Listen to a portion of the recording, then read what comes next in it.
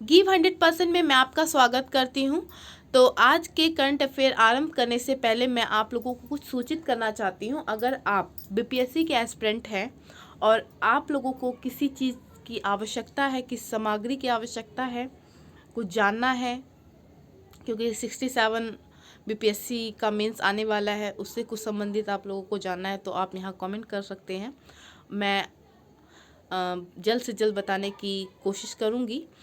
तो आरंभ करते हैं आज की क्लास। तो पहला बताया गया है कि भारतीय सेना द्वारा 76वां इन्फेंट्री दिवस जो है 27 अक्टूबर को मनाया गया। नेक्स्ट है ठुड्डी तट और कदमत तट को नीले समुद्र तटों की सूची में सम्मिलित किया गया है। तो ये लक्षद्वीप में स्थित है, ये ठुड्डी तट और कदमत तट, ये ध्यान रखना है। ये डेनमार्क के द्वारा किया जाता है। डेनमार्क में जो फाउंडेशन फॉर एनवायरमेंटल एजुकेशन के द्वारा ये ब्लू फ्लैग प्रमाण पत्र दिया जाता है। इसमें इन्वायरमेंटल से रिलेटेड है, इन्वायरमेंट को स्वच्छ बनाने के लिए जो कार्य किए जाते हैं उसके ऊपर है।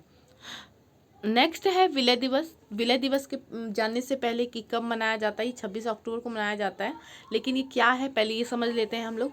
विलय दिवस जो है, जब भारत और पाकिस्तान का विभाजन हुआ उस समय पे जो जम्मू कश्मीर के राजा हुआ करते थे वो हरि सिंह थे। उस टाइम पे हरि सिंह जम्मू कश्मीर को आज़ाद रखना चाहते थे। वो किसी देश में विलय नहीं होना चाहते थे, ना तो वो पाकिस्तान में ना तो वो हिंदुस्तान में। लेकिन जब पाकिस्तान के द्वारा आक्रमण कर दिया गया जम्मू कश्मीर पर, तो वो हिंदू राजा होने के कारण वो भारत आए और सरदार वल्लभ भाई पटेल से उन्होंने मदद मांगी। सरदार वल्लभ भाई पटेल ने विलय पत्र पे हस्ताक्षर करवाए। उसके बाद सेफ किया गया, जम्मू कश्मीर को बचाया गया, वहाँ पे हमारी सेना को भेजी गई, फिर लड़ाई हुई, फिर जम्मू कश्मीर को अपने अर्थात भारत में मिला लिया गया। तो ये जो मिलाया गया, ये जो हस्ताक्षर किए गए वो 26 अक्टूबर को किया गया, विलय किया गया। तो इस वजह से 26 अक्टूबर को विलय दिवस के रूप में मनाया जाता है। ये जम्मू कश्मीर से संबंधित है, ये ध्यान रखना है।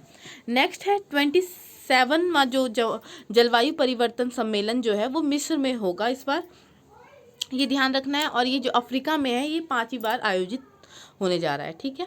तो नेक्स्ट है भारतीय देश की महिला क्रिकेटर,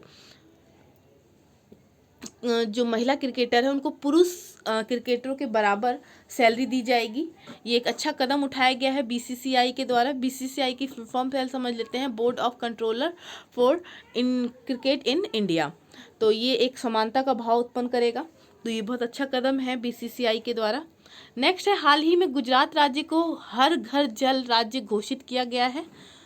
तो जो इसका थीम है हर घर जल का, कोई ना छूटे है। और जो सबसे पहला राज्य बना है जिसमें हर घर जल पहुंचाया जा रहा है, तो वो गोवा बन गया है, जहां पीने का पानी अच्छे रूप से उपलब्ध हो गया है। तो वो पहला राज्य गोवा है और हाल में ही गुजरात है, ठीक है। नेक्स्ट है मैं भी सुभाष चंद्र अभियान, जो ये है वो लेह में शुरुआत किया जाएगा। ये जो है 23 जनवरी को आयोजित होने वाला है, नेताजी के 125 जयंती पर। 23 जनवरी क्या है, 23 जनवरी जो है नेताजी की जयंती मनाई जाती है। उसी दिन को पराक्रम दिवस के रूप में मनाया जाता है, तो ये ध्यान रखना है। और ये अभियान शुरू करने का उद्देश्य जो है वो है कि नेताजी के स्वतंत्रता संग्राम में दिए गए जो योगदान है उनके बारे में लोगों को जागरूक करना है, कि उनके क्या क्या बलिदान रहे उनके बारे में जानकारी देना है। 2021 में हीट वेव के कारण भारत को